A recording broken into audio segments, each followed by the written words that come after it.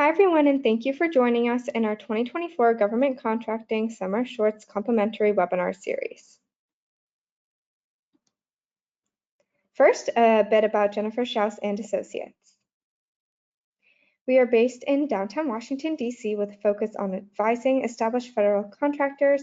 Our clients are companies who sell products, services, or software to the federal government and range from large businesses to mid-sized firms with millions in federal contracts. Separate from our consulting services, we have amassed a subscriber base of 34.7 thousand in our weekly newsletter, the Federal Contractor Weekly. We offer advertising opportunities in the newsletter, including sponsored content newsletters and webinars. If you are interested in reaching federal contractors, please email us and ask for a media kit. Okay, and now a bit about the series. As always, our webinars are complimentary and recorded. You can find all of the recordings on our YouTube channel simply by subscribing to it using the link you see on the screen. There is no cost. You can find all of our PowerPoints on the SlideShare site using your LinkedIn credentials to log in. Again, there's no cost. You can find the links to register for this series on our website, jenniferschaus.com, under the Webinars tab. There is a separate registration link for each webinar. Now, more details about the series. We will be running this webinar series every day at 12 p.m. Eastern Time from Monday, August 12th to Friday, August 23rd, excluding Saturdays and Sundays. Our guest speakers will be covering various GovCon topics and will focus on the area's best practices, common pitfalls, and FAQs. At the end of the webinar, we will open up the floor to questions, so please type them into the control panel and I will read them in the order they are received, and they will be read anonymously. Here's a glimpse of our speakers, leading ladies in federal contracting. Each speaker will cover a hot topic in federal contracting. Here are more images of the ladies you will hear from over the next 2 weeks. Again, please remember, you can find the full schedule and also the recordings on our website under the tab Webinars. For all of our webinars, please hop over to our complimentary YouTube channel. Our webinars are complimentary thanks to our longtime in-kind sponsors. We would like to thank our friends at GovEvents, the premier platform for posting events related to government and government contracting. You can find all of our webinars and our events at govevents.com, as well as recordings from our past 700 plus webinars. We also want to thank Tom Johnson and his team at Set Aside Alert, the go-to publication for contracting opportunities for small, women-owned, veteran-owned, HUBZone, and 8A firms. Visit setasidealert.com for more information. Also, the Fairfax County Economic Development Group is a great resource for businesses in Northern Virginia. Please visit their calendar to learn about events and trainings, including this webinar series. Now I want to tell you about our complimentary webinar series on big tech in the federal government. Please join us this fall for our Big Tech webinar series. This series will run every Wednesday at 12 p.m. Eastern Time. You can find the registration links on our website under Big Tech. As always, these webinars are complimentary and recorded. We will cover the top 15 big tech companies who sell to the U.S. federal government. This includes household names like Amazon, Facebook, X, Salesforce, and more. We will dig into the data to look at lobbying dollars spent, their special interests, stock price, and how that intersects with their federal contracts. We will dissect their civilian versus defense contracts, as well as contract vehicle dollars to include GWACs and GSA schedules. We will also look at their subcontracting dollars. This series is offering a unique sponsorship opportunity. We've heavily discounted the series to a rate of $1,500. This covers the entire series. Sponsor benefits include registration list, ample promo in our newsletter, and LinkedIn. You will also get a sponsor side with 100-word or less write-up about your business. If you're interested, please click on the sponsor link to place your order or send us an email to hello@jenniferschaus.com if you have any questions. The Virginia Apex Accelerator at George Mason University offers free one-on-one counseling to establish government contracting firms in Virginia on federal, state, and local procurement topics. If you are interested in learning more, please use the links provided to explore their services, review homework recommendations, register for live training, and find useful links to agencies and other self-directed learning. One-on-one counseling is limited to eligible client companies. Appointment requests are handled in the order they were received and based on counselor availability due to high demand.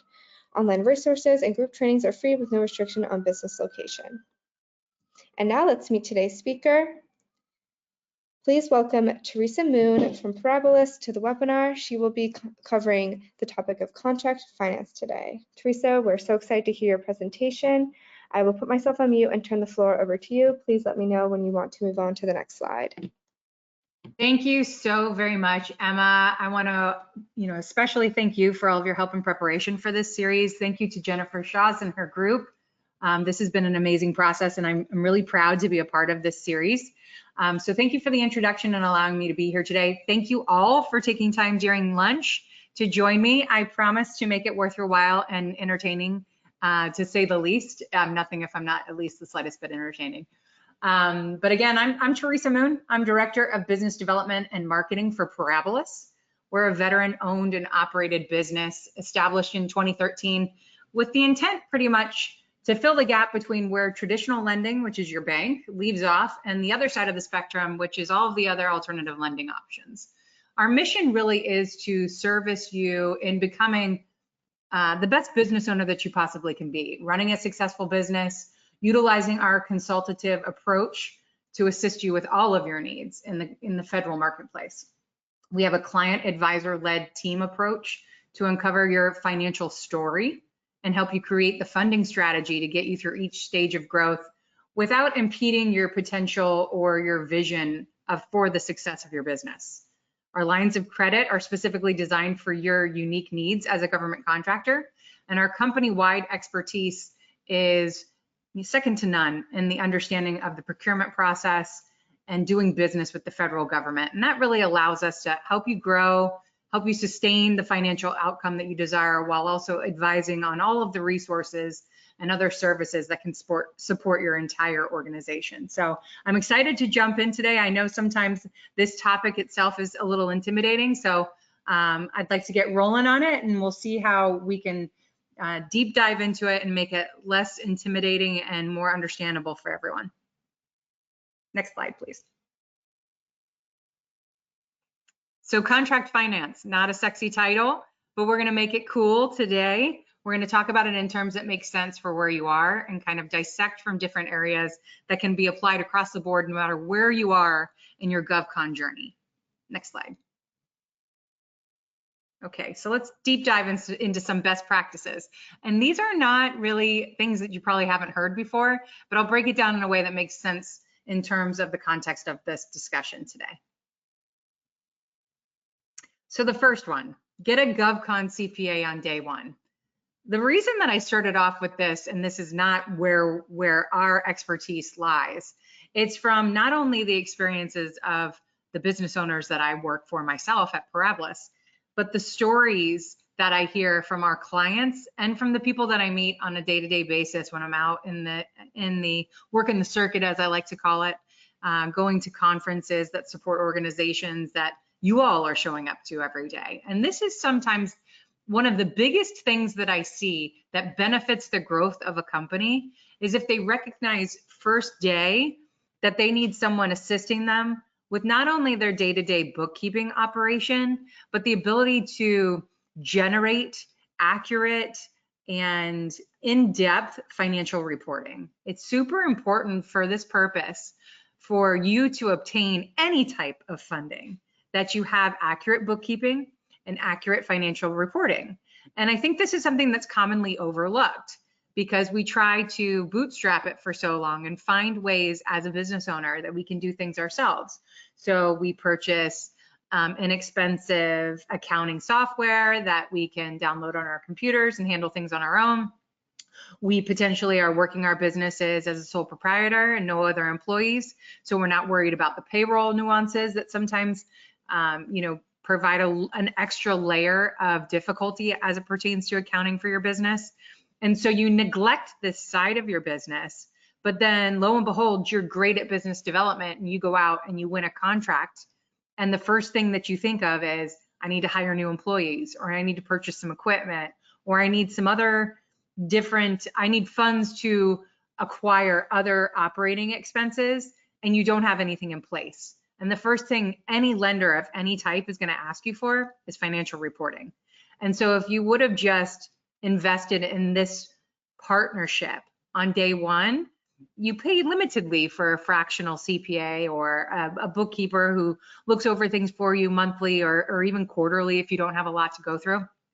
But if you don't have things accurately put together for you and accessible so that you can just pull it out when your lending partner or your potential lending partner asks you for certain types of accurate reporting, like a balance sheet or an income statement, if you don't know for sure that the things that you're putting together are going to be sufficient for that purpose, you're going to get denied right off the bat. Doesn't matter how many contracts you've been awarded. If you can't provide them with some type of financial past performance, it'll be just as bad as trying to go after a contract award with no professional past performance.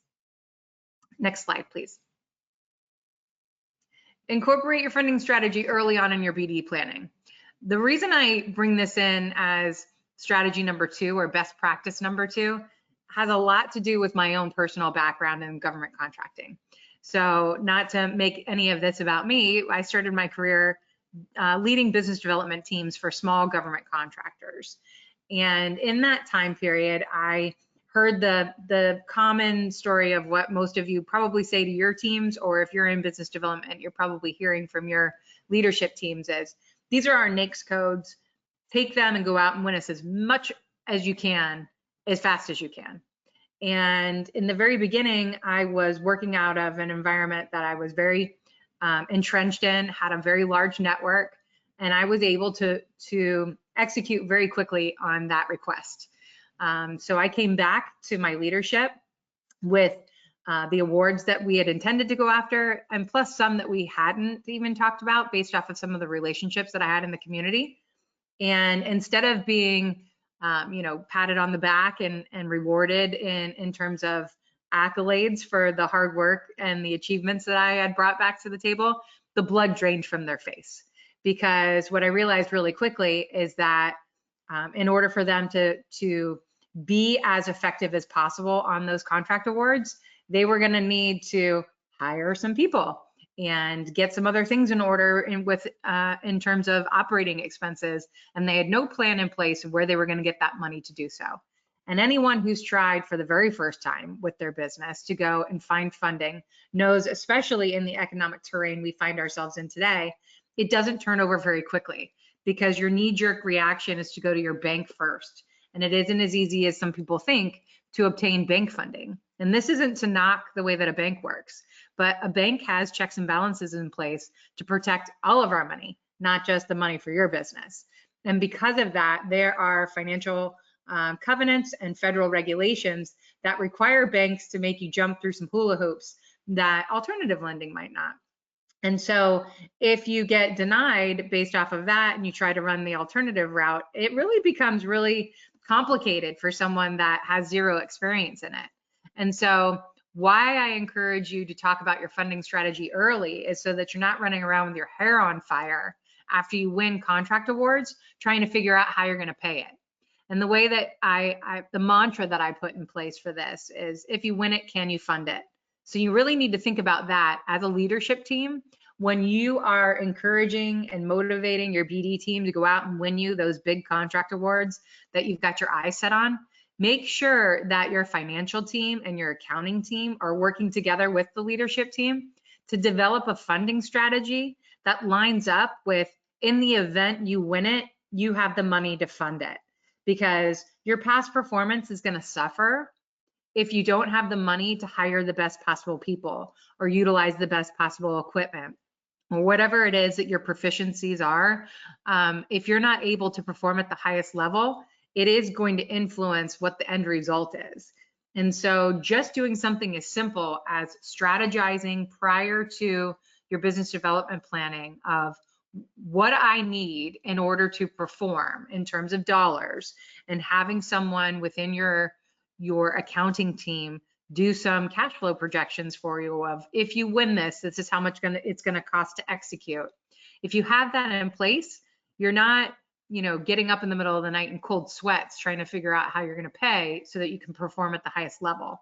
It really does help on the planning side, and it helps for overall execution, because then you know where you stand and you're not trying to bite off more than you can chew. Because we find often in our line of work that we have clients that they think because they're the best at what they do, that that's automatically going to translate into a prime contract, when several subcontracts can amount to as much, and it's just as good for building a solid past performance plan. But sometimes those prime contracts can provide more of a financial bottleneck for you internally. And most of that's because a lack of financial planning or cash flow projecting prior to your business development plan. Next slide, please. Okay, so you need to have an underlying understanding of what you can and can't qualify for in terms of funding. And so if you're a brand new business, which some of you may be that are joining us today, there's going to be a lot of limitations to what you can qualify for. And the majority of it is due to financial past performance. You might not have a lot, right? Especially people who bootstrap it. They are the sole proprietor and the only operator within their company.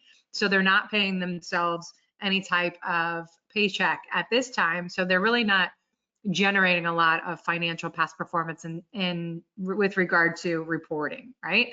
And if you don't have reports, you're not getting money from what we would term reputable lending partners. Anyone who you can essentially trust is going to require some type of financial documentation in order to track where you've been, so they can see from an honest perspective where you've been and where you're going based off of your current contract backlogs, your pipeline, what you're projecting out for the next 6 to 12 months. If you can't utilize past reports to stand up what your plan is, there's really no way for, especially a traditional lender, to give you any funding. What we find in this industry especially is that banks look more for the 12, 20 to 24 month time period where they can take a snapshot of what you've been able to accomplish to really see if this risk is worth it in terms of allowing you to borrow money with them. And it's nothing to knock on you. It's how they safeguard everyone's money that's sitting in that bank as well, right? So you might not be able to qualify for a bank loan in the beginning. And it's important for you to know that so that you're not spinning your wheels and running around to every bank in town trying to get a bank loan when they're all going to tell you the same thing. So what can you qualify for based off of what stage of growth you're in? And there's a couple of ways that you can go about this. You can talk to that CPA that you hired on day one because you were listening closely here and you followed that recommendation. And they can possibly recommend to you people that they've worked with or other GovCons that they work with have utilized. And because the best way that you can find out who might be a good fit for you is to ask questions of people who have already utilized that outlet. So really be open to, asking for not only someone to recommend a provider of whatever type of lending you're looking for, but then some references of people who have utilized that as well, because those people can tell you straight from their experience what it was like to work with that person, where they were in their GovCon journey when they actually qualified for it, and what that looked like. Because the best way you can learn is from the experiences of someone else. Now, granted, some of them might be loftier than others, but I think it's better for you not to make the mistakes that someone else has already told you they've made, just for the sake of you need to learn it in order to get past it. If you can learn from someone else's mistake and not make it twice, who cares who did it the first time, right?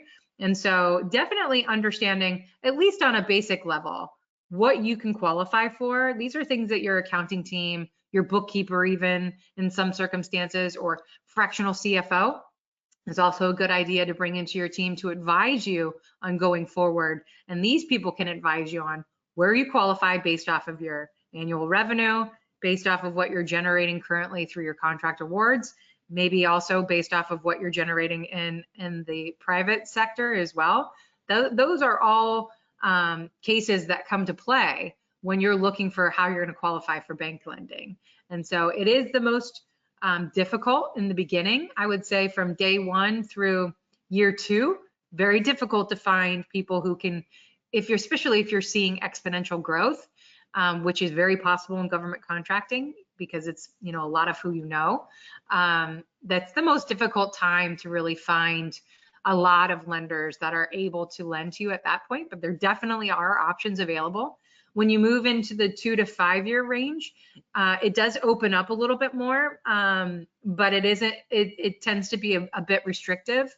When you move beyond the 5 year mark, it isn't so much that the options open up for you because you still have the same options, but the price and the flexibility might change for you a bit because your past performance is there. So there's a lot that goes into it in terms of being able to show your financial past performance alongside with your professional practices past performance. And so knowing these two things can help you better understand what you can and can't qualify for, so you're not banging your head up against the proverbial wall. Next slide, please. I think, making a financial strategy for each stage of growth kind of goes along with some of the best practices that we've already discussed. If you know where you are financially and you're discussing with your accounting team where you are in terms of growth and benchmarks that you've looked at throughout your business plan, you should be able to match that up with what is applicable to your type of work and what is a doable process in terms of achieving or accessing that type of funding based off of the work that you have today. Having a financial strategy includes things like, accurate reporting, like we've said before. Cash flow projections is very important, and putting together financial reports like pro forma, which are absolutely essential to being able to obtain almost all of the reputable lending partners that you will seek throughout your GovCon lifecycle period.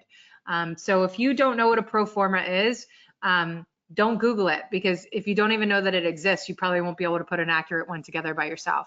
So if you need some recommendations on people who can assist you with putting together financial documentation and pro forma so that you can really see what you're able to do as far as creation of a financial strategy and then execution of your work with a reputable lending partner, those are essential to that process. Next slide, please. This, I think, couldn't be more straightforward, right? And you're probably thinking, well, duh.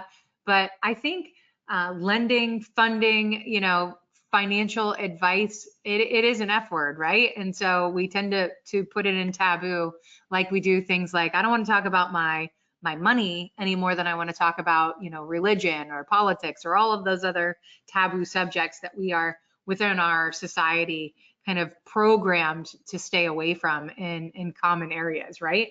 But you can't be afraid to be honest about your finances, especially with your team. Often I find when I'm consulting with businesses that they will tell me one thing in the discovery phase of our chats in terms of where they lie and what they can really get in terms of funding. They'll tell me one thing, and then when we get their financial reports, those speak to something else. And it isn't helpful for you. I mean, we're going to see it when we get your financial reports. So it's essentially not helpful to you for you not to be open and honest about it, because same thing with the sales cycle. The faster you put a potential client through your sales funnel, the more, the quicker that you find out what the likely outcome could be there, right? Same thing with when you're searching for the appropriate funding or lending partner.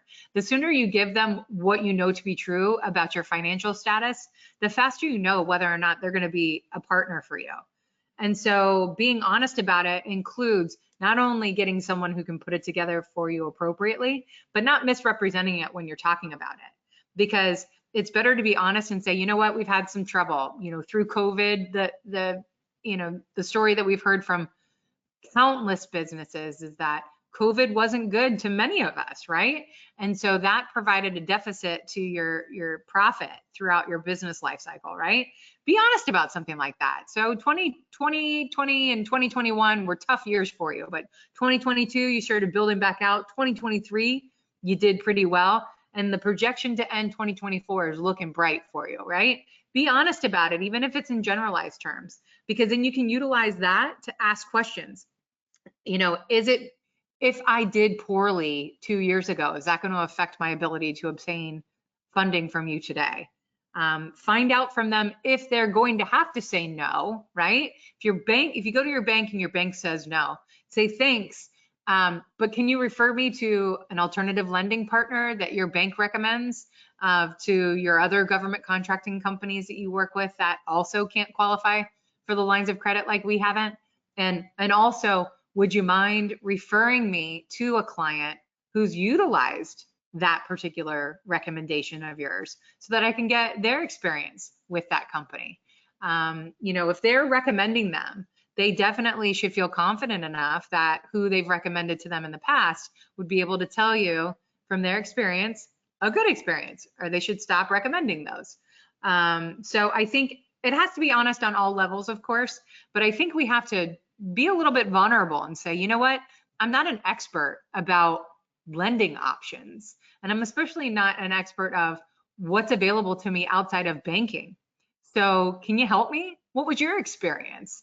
And if we start having those conversations, you're going to find probably from another contractor who's a couple of years ahead of you in their government contracting journey that they had the same issue, that they were referred to a couple of different places, and this was their experience with those different places. And that can advise you on how to better research and interview who your possible lending partner could be. And the more informed you are, the more apt you will be to choosing the right partner for you, as opposed to trial and error, which can be very costly, literally and figuratively, to your business if you choose the wrong lending partner. Next slide, please. Pitfalls, these are always fun, but they happen to everyone. And so it is always an opportunity to grow. So let's dive into some that we see most commonly in our industry. You're bootstrapping it for too long to save a buck. I have talked to so many business owners who, many of you are probably joining us today, that you are the owner of the company and you are sitting at your desk right now listening to me, and you've got 7 different hats hanging on the wall next to you at your desk, because at any given time during the day, you're playing a different role within your business. And I understand that it makes a lot of sense, because it does financially benefit you to not outsource different roles within your company until you really know how successful your endeavor can be. But I've found more often than not that businesses tend to bootstrap for too long to save money. And a lot of it ends up being in the terms of their own bookkeeping, their own business development, plans and execution. Sales goes along in line with that as well. Marketing doesn't prove to be as detrimental to your bottom line if you bootstrap that, but it definitely isn't generating the attraction towards your products or services as it would if you outsource that portion of it as well. So pretending like you know how to do everything will end up causing you to spend more money in the long run, when you realize that you don't know everything and you aren't the best person to be performing that for your business. And now you're going to have to hire someone, even outsource fractionally, for someone to step in and clean up the mess that you made because you weren't willing to admit that you didn't know it all. And I think, kudos to you for stepping out and becoming a business owner, because it takes a lot of courage. I'm sitting, in the seat of, I know how courageous it is for a business owner to say, you know what, I'm great at what I do, and rather than making money for someone else, I'm going to start taking my expertise and make money for myself. I know that takes courage, and that's why I work for someone else, because I'm not as courageous as you. So kudos to you for going out there and doing it on your own, because it ain't easy, and I know it. But what also isn't easy for confident business owners is to see that just because you're really great at what you do doesn't mean that you'd be a really great business owner, because there's a lot of components that go into running a business that you may not be an expert at. And so it's cliche, but do what you do best and outsource the rest as soon as you're able to, even if it's fractionally, because the money that you'll pay to hire someone else to come in and clean up what you did wrong because you stayed too long in a role within your company that you really didn't have any business being in, you're going to see it after the fact. So trust me when I say, you can talk to any business that's been in business 5 years or more, they will tell you probably that they did the same thing. And the faster that they realized that they were the focal point of the weakest link in their process, the sooner they figured that out, the less money they had to spend to clean up a mess. Next slide, please. Not having a strategy for funding is going to guarantee that when you win the work that you work really hard to achieve because you're really great at what you do, you're going to find that your execution is going to suffer, because if you promise the federal government that you can perform at the highest level, you have to be able to do that, or you won't be getting any more jobs in that same line probably ever again. It will affect your past performance. So not understanding that having a strategy for funding at every stage of growth is equally as important as your business development strategy is one of the biggest pitfalls that new businesses make, because they believe that if they win the work, the funding is just going to fall in their lap. And it won't, because banks traditionally do not understand the ebb and flow of the government contracting market. It provides a risk to them because there's a lot of stops and starts in our procurement process and acquisition process. And that doesn't provide a lack of risk to a traditional lending process. So it's very difficult for you to go out and win a bunch of work and convince a traditional lender that it's a good idea to give you money, because you've never shown past performance consistency financially, and you can't predict that you're going to be getting consistent work in the future just because of these awards. So it's a lack of consistency that's really going to hurt you. And so if you don't have a strategy for what you do in the event that you can't find funding from the outlets that you are going to go after today, you might be pigeonholing yourself to, a longer period of time of bootstrapping it in terms of pulling out friends and family money or out of your savings, because you didn't put your mind together with someone who understands cash flow projecting and accounting to put together a strategy for funding for you long term and set up benchmarks along the way so you can really chart a path through actual financial growth. Next stage, please. Next slide. I said it before, just because you're great at what you do doesn't mean that you're going to be great at running your business. It's an analogy that I think runs similarly to just because you may have been a great athlete doesn't mean that you'd be great at coaching that sport. So, you got to look at it in terms of the majority of new business owners are actually functional operators. They're really great at the proficiency or the providing of whatever it is that their business that they've established does. But they don't know the ins and outs of what it makes to become a really great business owner, because there's lots of hats that involve in that. And there's lots of levels of expertise that you have to be efficient on all levels. And so just because you're a great engineer doesn't mean that you're going to be great at building a team of support around you. You might not be a great recruiter. Just because you're a great engineer and you started your engineering company doesn't mean that you're going to be able to balance your books. So there's a lot to look at in terms of building a team of strong resources and support services around you so that you can compensate for the areas that you don't have any expertise. And the longer you wait to admit that to yourself, the more money you'll cost yourself in the long run. Next slide, please. Ask more questions of everyone around you about funding, right?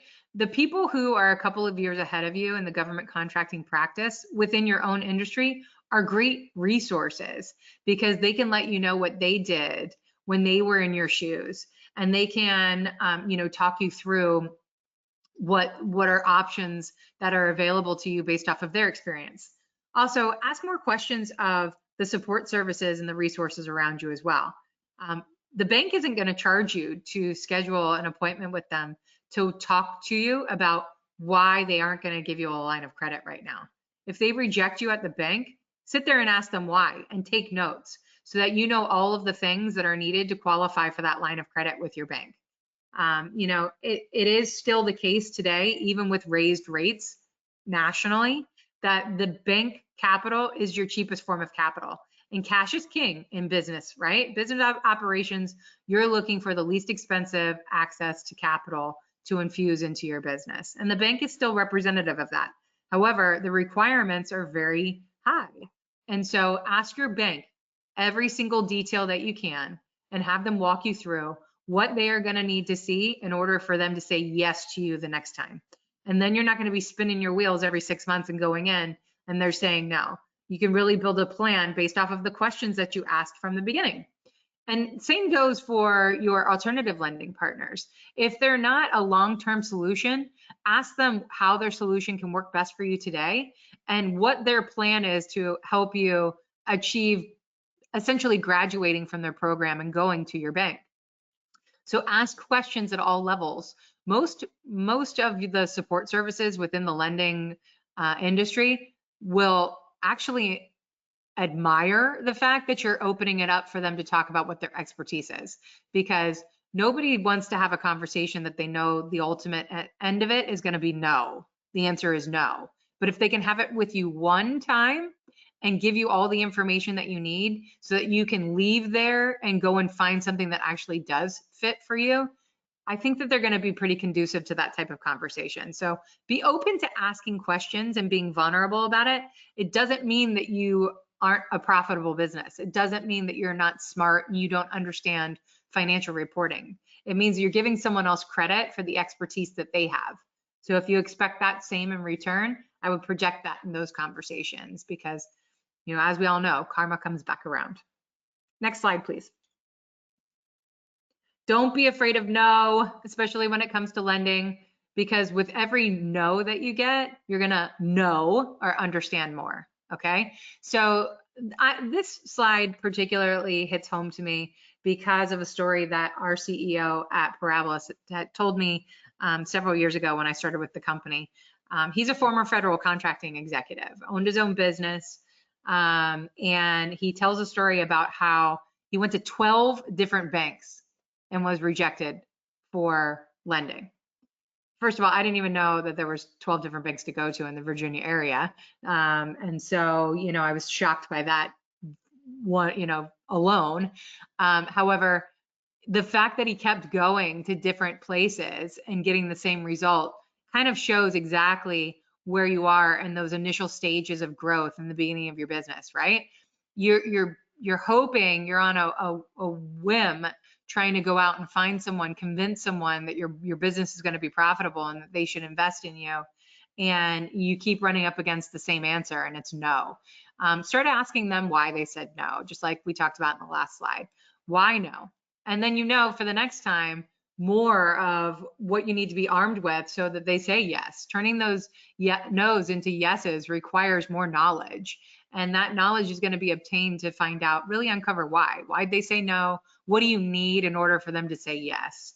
So don't be afraid of it. Don't let it discourage you. Don't let it stop you in your tracks and get you to go back to, working for someone else instead of working for yourself. Use it to leverage to gain more for your business in the long run. Next slide, please. Okay. So let's talk about frequently asked questions with us. When's the best time to seek a lending partner? I would say pre-RFI. You've got your business plan together. You know exactly what you are capable of doing. So start going interviewing lending partners then.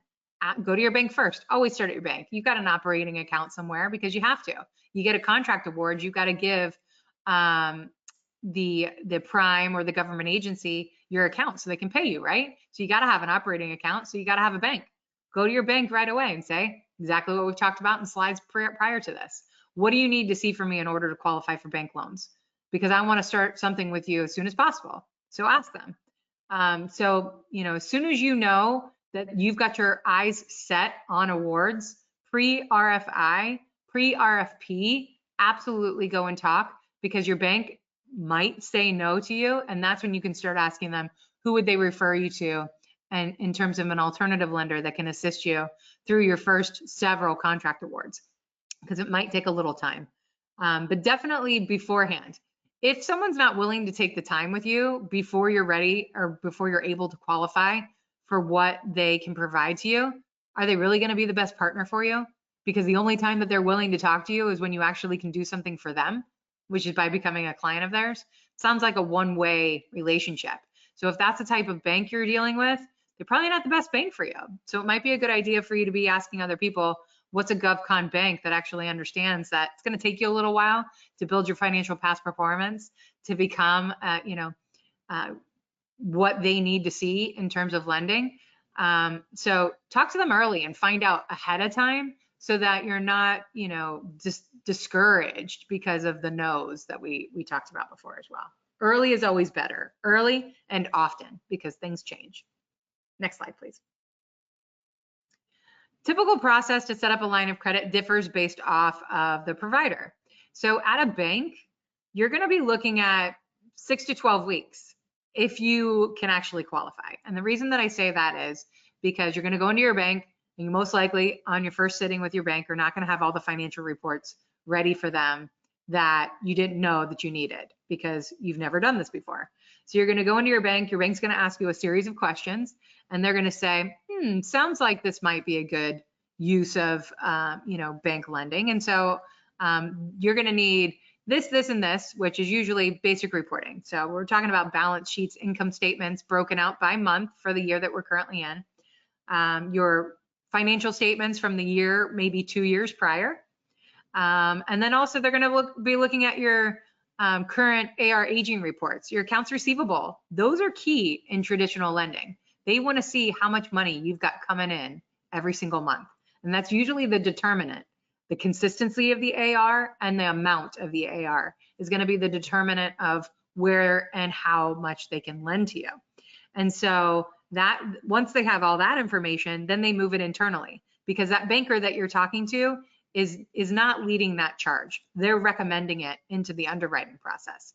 And an underwriting process at a bank, especially for a business that's been in business under 5 years, takes a while, because they are going to try to uncover as much as they can to look for reasons why you're too risky, because they don't want to lend to a company that provides too much risk to their process. So I would put it in your financial strategy that lending for or borrowing for the first time from a bank, the process to obtain that isn't going to take you less than 12 weeks. So put that in there. Alternative lending, it depends on the provider as well. But I would say listen to, the words of advice from most likely something your mother told you when you were growing up. If it sounds too good to be true, it probably is. And that amounts to the same with lending partners as well. If you Google fastest access to cash online, you're going to get a bunch of resources that pop up. But those resources can cost you up to triple-digit interest rates and could cost you almost 100% or more of your ongoing profit, just because you didn't know enough about the process to not say yes to a lending partner that sounded too good to be true. And so make sure that you pay more for something to turn over faster, right? Just like expedited shipping. You want something to get to your house faster, you're going to have to pay more for it. Same goes with money. You want it to turn over faster, you're going to have to pay more for it. So there's a lot of different options. Alternative lenders, they are not federally regulated, so they can charge you whatever they want for their interest rate and their services. Of course, they want to be competitive if they're smart, but they can charge whatever they want. It's not regulated by the federal government. So I would say don't talk to just one, talk to many, because you can, really see the difference between what is provided and what isn't. But I would make sure that you're looking at all the fine print within the agreements there as well, because you don't want to contractually obligate yourself to something that you don't understand. So there's a lot, but you can, on the alternative side, you can get a line of credit in less than 10 business days. And, in certain circumstances, I'm sure there are some that can put it together faster, especially if you've already been a client of theirs. But like I said, it's a case-by-case basis based off of the service provider. Next slide, please. So we talked about this. Most common documents required are balance sheet and income statement broken out by month. Definitely for the current calendar year that you're in. Sometimes they'll require it from the year prior as well. Definitely you're going to be looking, especially for the more reputable lending partners, they're going to be looking for a pro forma. And like I said, if you don't know what that is, definitely go and look it up, because if you don't have a CPA that's already providing that for you so that you actually know what that term is, it's definitely a required report. So you'll want to know what it is and how to get one and what it's going to take for you to have that put together for you annually. Some lenders will require a pro forma a couple of times a year. So it will just depend on the provider. They're also going to be looking at past financial statements from fiscal years that have already passed. Sometimes 2 years, sometimes just 1 year. That also depends on the provider. Next slide, please. Common missteps that owners make. I say you wait too long. You wait until you win a contract award or two, or you get a huge task order on an IDIQ and you patted yourself on the back for so long that the task order is turning over in 2 weeks and you don't have any money in place. That's probably the biggest misstep, I would say. You wait too long to put that financial strategy in place, because post-award is almost always too late. It doesn't mean that you can't find someone to help you, but it means that you're not going to be picking the best option for yourself. You're going to be picking the option that's actually available to you at that point. So the earlier that you can talk about funding, like way before you need it, is the best scenario to be in, because signing a contract with a lending partner with your hair on fire is not a great place to be. Ask anyone that's gotten involved with merchant cash advance. It's very expensive, and most of the time when people take that route, it's because they're desperate. And you don't have to make a decision desperate, because there's plenty of people who can talk to you for free and advise you. I'll talk to you anytime. I don't care if you become a client of ours or not. If I have someone in the industry that I can refer you to that can help you when I can't, I will. And there are lots of people like us, like me. So definitely earlier is better, and often. Next slide, please. Yes, you are able as a startup business to access funding. You're just going to have to get creative, and you're really going to have to start ahead.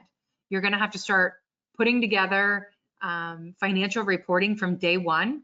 You need to start tracking all the money that comes in and all the money that goes out of your business, because the longer that you can show your balance sheet and income statements and AR aging reports, the better. The payroll side really doesn't matter. It is the biggest expense, but if you're the only one on it, that really isn't the biggest factor. But balance sheet, income statements, and AR aging reports are vital. So if you can start those from day one and show those to a lending partner, your bank might not be the resource that helps you, most likely will not help you, but reputable alternative lenders will take newer businesses, so long as you can show financial past performance and industry past performance. Those two coupled together, you can, under a year, be able to find multiple options to fund you. And I say any business under 2 years is still considered a startup business. Next slide, please. Awesome. Thank you so much, Teresa, for such a great presentation. I'm going to open the floor up to questions now. Please type them into the control panel, and I will get started reading these out. Okay. Outside of an up-to-date business license, what other official documents are required to start contracting?